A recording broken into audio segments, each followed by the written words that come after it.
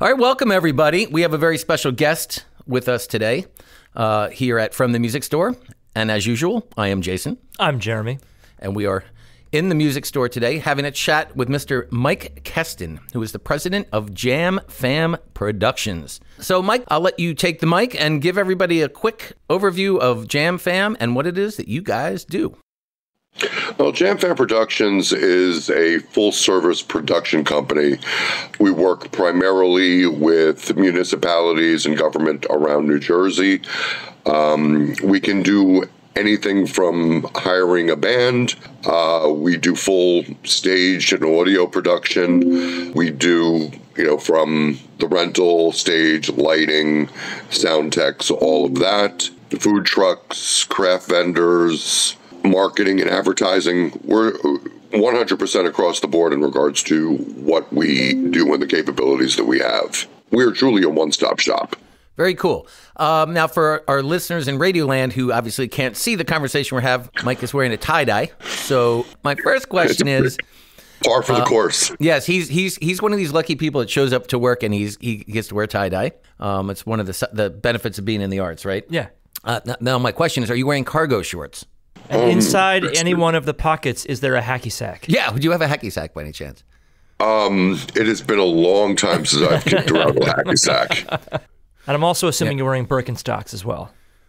They're in the bedroom. I'm barefoot at the moment. Well, so maybe that's a good first leading question. Does the tie-dye have anything to do with you being in music and music production and JamFam? Well, music has been a passion of mine since I'm a child. And as, I grew up, I went from rock and roll to being a deadhead, and these days, the music that I work with basically spans virtually every genre that's out there. I work in R&B, I work in rock music, country, bluegrass. I handle a little bit of everything for everybody, for the most part. I looked at your list of bands and entertainment that you guys make available to your clients, and yeah, the genre list on that was extensive. Yeah, you had a lot of different, and now even to what was it? Was like ethnic or international? There's which I almost went into musicology way back when, so that sparked my interest. And I'll let you get into it. But for certain legal reasons, you don't list the particular artist by name. But that is correct. Just because I'm really curious, can you give me a little bit of background on what those international types of bands are? For instance, just yesterday, I got a request for proposal from a township here in New Jersey, and they have a very diverse community. So, what I'm doing for them, I'm submitting a salsa band that I work with. The crowd participation when they're going on is wonderful, when they're doing salsa, bachata, all those different things. Yeah.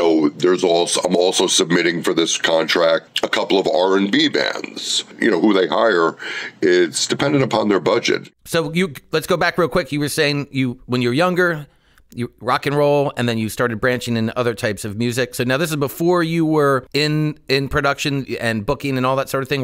I'm only doing this about 4 years. Okay, so continue the story. Sorry, I cut you off because I was like, oh, you do international music. It's basically it doesn't matter what we're talking about. I have a couple of Oktoberfests that I do. Where we get involved with the polka band, taco festivals where salsa, merengue, all those sorts of things. R&B, then the typical Americana, classic rock, a little bit of grunge. I have everything from something that'll cover Prince to somebody that will do Nirvana, and it's everywhere pretty much in between. And how do you go about procuring your list? Do you have a list of bands that if people go, I need this, then you have that in your back pocket on your list of acts? It's more that they have a type of genre that they're looking to fill. So I will, once they give me an idea of what they're looking for, I'll submit the bands with, a couple of video links that they're doing, the pricing that's involved, the genre that they're looking for. And, they'll go online, check them out, turn back to me, they'll be like, okay, I'll do this one, and this one. Then the questions become, do they need staging? Do they need me to supply the sound?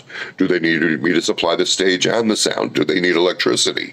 In some cases, when you're doing these things in, large fields or in the middle of nowhere, I have to bring my own power, where, for instance, during COVID, actually, that's where that's what this business started, was right before the beginning of COVID. And we ended up doing some large drive-in concerts with nationally touring bands. We were in the middle of nowhere. We brought in, multiple generators and, huge stages, and we were out and doing what we needed to do to put on a truly professional show. How did you start, though? What was what was your first gig? My first gig never happened. You went straight to the top. Yeah.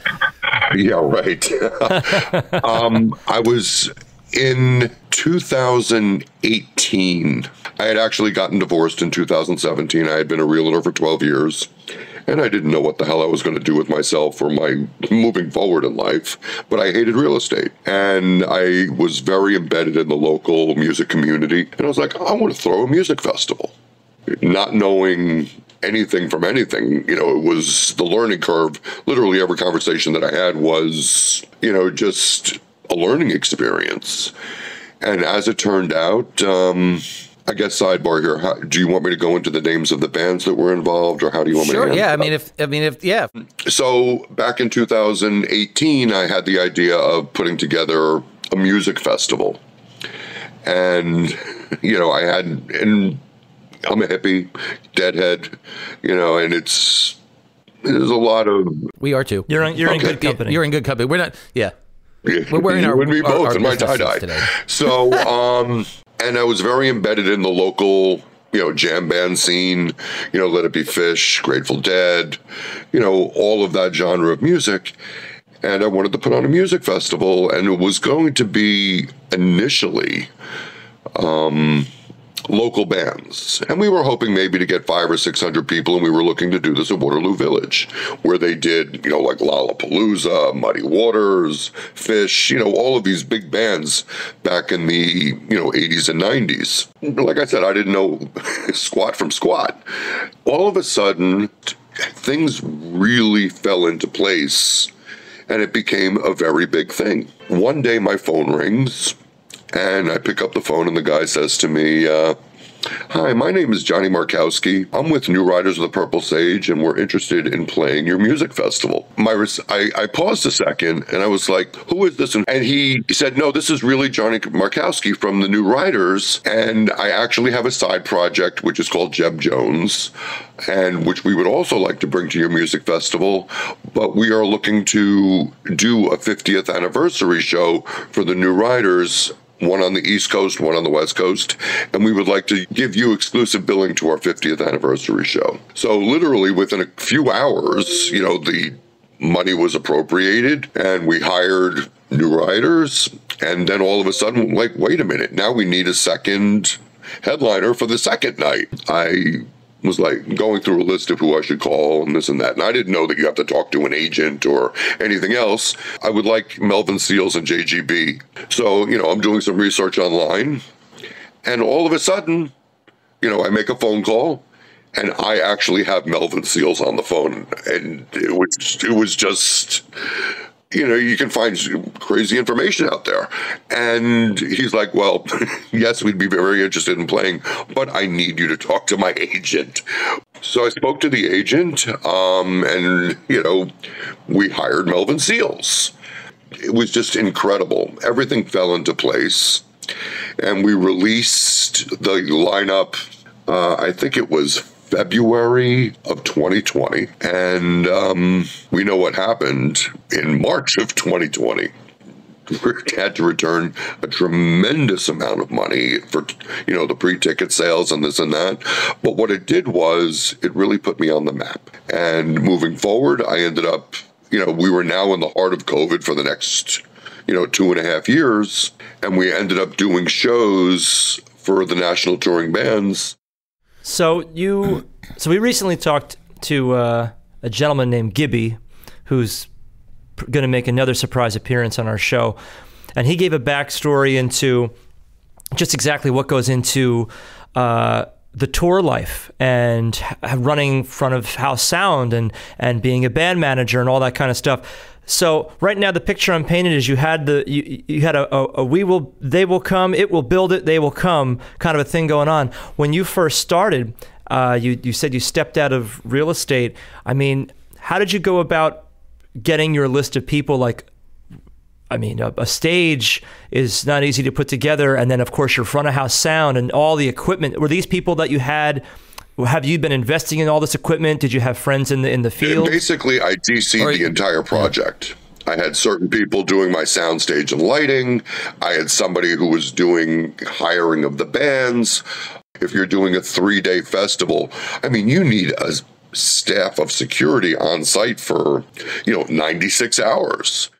And then, of course, the porta potties. I like that alone is like you I mean, just sanitation. It's actually on Facebook this morning, and they were there was a question, your worst porta potty story. And I remember I went to the first Fish Festival, which was called the Clifford Ball up at it was in Plattsburgh, New York, on an airfield. And either they didn't know how many people were coming, or they just didn't have the money to spend on all the porta potties. The stench and just the amount of waste, I guess we could call it, was just literally mounds and mountains of.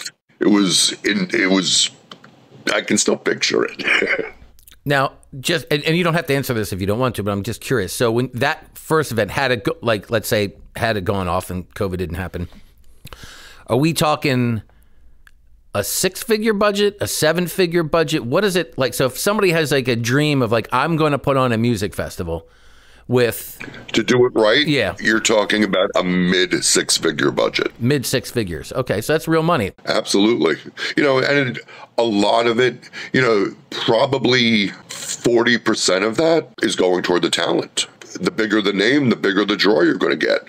Now all of a sudden, now you have the draw. Now you have to be able to accommodate those people properly. You had mentioned that you're doing things now with like doing whole festivals and fairs for municipalities and that sort of thing. Do you have a preference now? Like I could imagine from a creative standpoint, you like doing the original music, like Jam Fest and that kind of thing, because creatively that probably gets the juices going. But is there something that's a little bit more smooth and professional when you're like, hey, okay, I'm doing the Morristown, New Jersey Balloon Festival thing, whatever, and they've been doing this for 20 years, and they've got forms and triplicates, and you just follow A to Z, and at the end of the day, that's less stressful for me, or you don't care? It's a lot less stressful. And it depends on the event that I'm doing.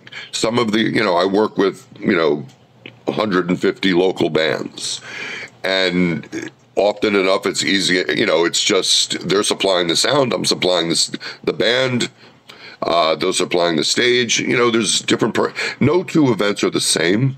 Everyone has its own little minutia, but the in and out is a lot easier. The money's decent too. You're dealing with government money, you're dealing with tax money, and these municipalities, especially coming out of COVID, have the budgets to do these things, and it's a lot of fun. Like I said, no two events are the same. One of the municipalities I'm doing, they're doing 11 shows. I'm hired to fill 5 of the bands, but for those 11 shows, I'm actually supplying the beer garden, which means I'm working with a local brewery who is working with the state alcohol and beverage control, some places I'm literally just throwing a band in for one day where they have a whole schedule. And for instance, I'm doing something in 2 weeks in Livingston here in North Jersey, where I'm handling a tremendous amount of the operation. They have, they're going to have 12 to 15,000 people. I hired a number of the bands. I'm supplying 2 stages and the techs and the sound and the light, 20 food trucks, 35 craft vendors, the kids' entertainment, the party and tent rentals. So everyone is a little bit different. Everyone has its own little, turns and missteps. But, especially when you're doing something of that grandeur first time around, it's a learning curve for everybody because I'm new to them. It's new to me. Some of the things that I'm doing, they're like, wow, that's a great idea. You do it that way versus the way that we've done this for the last 85 years. Right. So in 4 years' time, that's a lot of growth and traction that you've caught on. So you sound more like a seasoned pro right now that I'm talking to, and it's only been 4 years since you started your company. When you first started, now that you're at this magnitude, did you have any phone calls that you had to make to when you were getting an event ready where people go, "Excuse me, sir, have you done this before?" Did they ever look at you or say anything to you? Like, were you just kind of cold calling, going, "Hey, I'm doing this thing, and why don't you tell me how it goes?" And I hate to use the phrase, but you fake it till you make it. There you go. And as long as you're able to fake it and not really screw things up, it's a lot of it is common sense, but there's a lot to wrap your arms around. It's not for the faint of heart, that's for sure. It's not like you can walk in and say, I'm going to do this, this, and this. At this point, I have the contacts. I know a lot of the right from wrong. As a matter of fact, this coming year, in November, I'm going to be doing a educational session in front of the New Jersey Recreation and Park Association, who are the people who handle these types of concerts and municipal events at the local municipalities. And it'll be the top 10 do's and the top 10 don'ts. And, you do enough of these, you learn. I mean, this year alone, I have 6 major events that I'm getting involved with, which are multifaceted. But outside of that, I'm doing like 135 individual bands being placed at different dates in different locations. I mean, I have dates that I have 6 and 7 bands playing on 2-night period. Last year when we were still somewhat in COVID, there were weekends that I had 14, 15 different acts going on over a 2 or 3 day period. It was a little bit absurd, but you know what? I made it happen. Yeah, I didn't know if you were in charge of any hospitality. I was going to ask you if you had any odd requests, like brown M&Ms. No, only the green M&Ms. Oh, green M&Ms, right? Been there, done that. I want this brand of kombucha tea. Is there any trends that you're seeing or are surprised in by the type of music that is being requested or popular? That's a really interesting question. And yes, I do. During COVID, I was doing a tremendous amount of tribute bands, almost primarily tribute bands. Surprisingly enough, there's a lot of call for country music, which, being in New Jersey, you don't necessarily think that that's the case. But, just think about the 2 large country music festivals. One happened last weekend down in Wildwood. There's another happening in August in Atlantic City, where they're getting 20, 30, 50,000 people for these shows. There's a big call for that, which is very surprising in my opinion. I could be making this up, but I want to say the biggest, most successful country radio station in the country is the one that's in New York. I'm gonna go back and fetch. Yeah, I heard that once and it was really shocking because you think, oh, yeah, it's got to be some station in Nashville, but you got to bear in mind that like New York City probably has the population of Tennessee anyway, right? So right. I know we're jumping around a bit with the questions. Were you in any bands yourself? Do you play any instruments? Great question. I have tried to play numerous times. I think I'm tone deaf. I can't keep tempo. I had tried to learn guitar at the beginning of COVID. and I swore I was going to learn how to play it. You and about half the population of the country, yeah. But what's really funny is, I'm very close friends with the guy who came to my house during COVID and was teaching me how to play. He said, do yourself a favor, stick with promoting. That brings up an interesting question. Here's a question to you. We don't answer questions. We don't answer questions. What? Music is in all of us, whether we want to believe it or not. The question is, what is the first thing you learn in life? The first thing you learn in life? Probably how to listen. How to cry. How about rhythm? It is the first thing you learn in life because of your mother's heartbeat. Yeah. Oh, yeah. And it is embedded in all of us. Music is something that's part of what we are. And some of us will, truly grasp and engage it, and some of them, just don't. So for our listeners out there, he opens up an interesting concept that most people might not know. But so dance music is usually recorded around 120 beats per minute. Now, 120 beats per minute is your heart rate when you are actively engaged in something, right? So like a good resting heartbeat is like 60, 80 beats per minute. But as you're getting excited or you're dancing or you're working, like that's where your heart is like really kicking in. And music is very much aligned with that natural rhythm of your heart. It's not. There's a very scientific reason why dance music is at the tempo that it is. That's a really interesting. It's an interesting statistic or thought. Yeah. Well, I think Dave Grohl mentioned that when he wrote the tune "Enough Space," he was looking out at these seas of people that were at the festivals and concerts that he was playing in the early days when they were only playing when they were playing clubs. And he goes, a couple of these bands, these hard rock bands, they get people jumping. And he's like, we don't have a song that does that. So he goes, how do I get them to do? So he stood up and just sort of jumped, just not like crazy, just kept a steady jumping. Goes, that's going to have to be the tempo for the song so people can jump up and down to it. And that's when they came up with the song Enough Space. Speaking of jumping up, this is a good question back from Mike. What's the Fish tune where they would jump up and down on the trampolines on stage? Bouncing around the room. Bouncing around the room, right.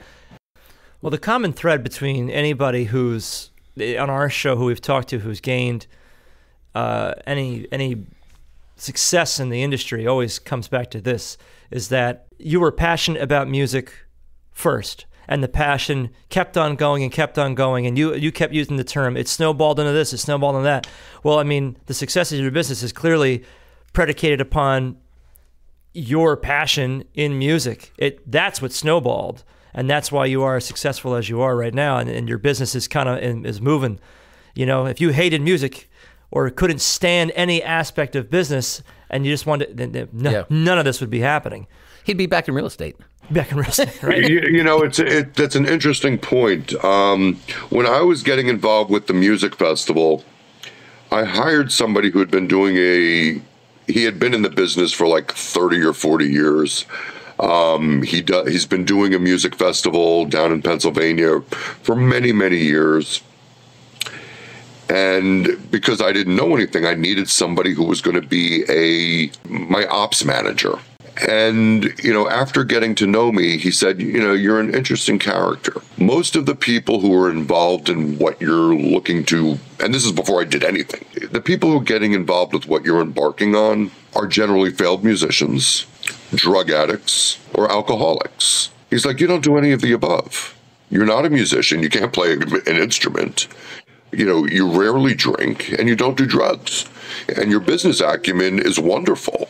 In the way that you speak and the way you communicate, there's a professionalism about you that you generally don't see within this world, which, is something that I still live by and take to heart. And, I believe that there is that acumen there, that it's a building of trust.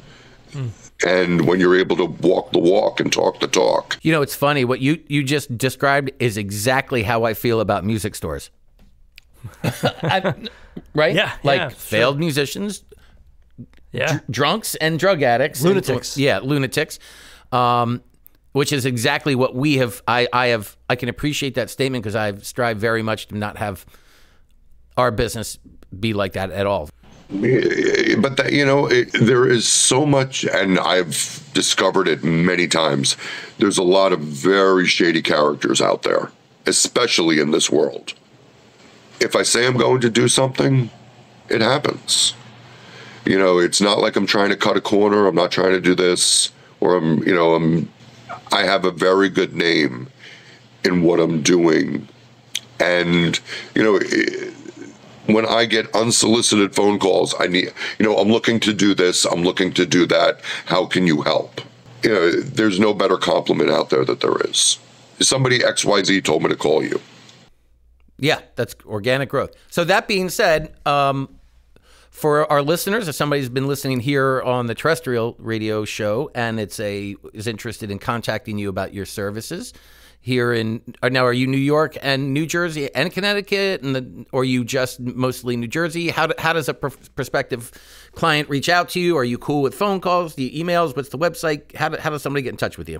My website has a lot of my information, and every so often there's a small pivot here or there, how I'm doing things, but it's all updated on the website when, new things come out or I'm doing something differently. You can contact me through the website, jamfamproductions.com. And, my email address is info@jamfamproductions. I'll answer any email that comes in.